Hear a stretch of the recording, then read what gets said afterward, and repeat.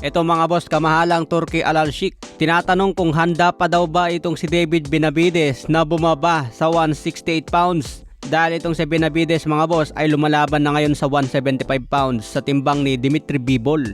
Mukhang may binabalak si Turki Al-Sheikh. Gusto niya ata paglabanin si Crawford versus Benavides. Aba, ibang usapan na ito mga boss dahil napakalaki po nitong si David Benavides. Hindi katulad kay Canelo Alvarez na mas matangkad pa si Crawford at mas mahabang galamay.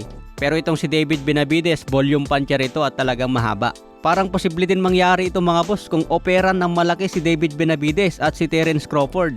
Hawak na ngayon ni Crawford ang 4 na belt at may dahilan na para kay David Benavides na pumalag. Sinabi dati ni David Benavides na mukhang malabo na papalag sa kanya si Terence Crawford.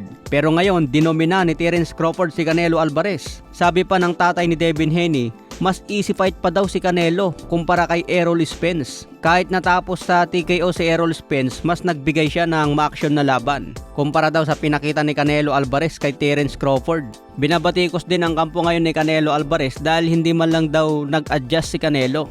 Kahit natatalo na sa puntos, ganun pa rin ang galawan niya hanggang 12 rounds. Kaya binabatikos din ang trainer niya na si Eddie Reynoso. Hindi na raw nag-improve si Canelo mula noon pa. Kahit lugi na sa puntos, hindi pa rin daw nagbigay ng matinding pressure si Canelo. Simulat sa pool, alam na daw ng kampo ni Canelo ang gagawin ni Terence Crawford. Pero wala daw ginawa itong kampo ni Canelo Alvarez para basagin yung estilo ni Terence Crawford. Kaya batikos din ang inabot ngayon ni Eddie Reynoso. Sinasabi pa naman ni Canelo na hindi siya pwedeng matalo dito sa laban dahil naghanda siya ng todo.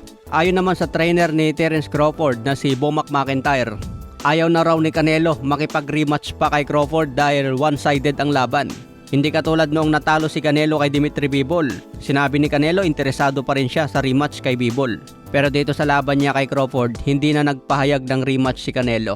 Sabi pa ni Bomac McIntyre, wala daw Crawford versus Benavides. Hindi interesado itong trainer ni Crawford na itapat pa siya kay David Benavides. Ibig sabihin mga boss, alam din ni Bomac McIntyre na delikado talaga si David Benavides. Napakalaki kasi ni Benavides mga boss at napakasipag sumuntok. Pero para sa ating mga fans, panalo ito kung sakaling may kasa.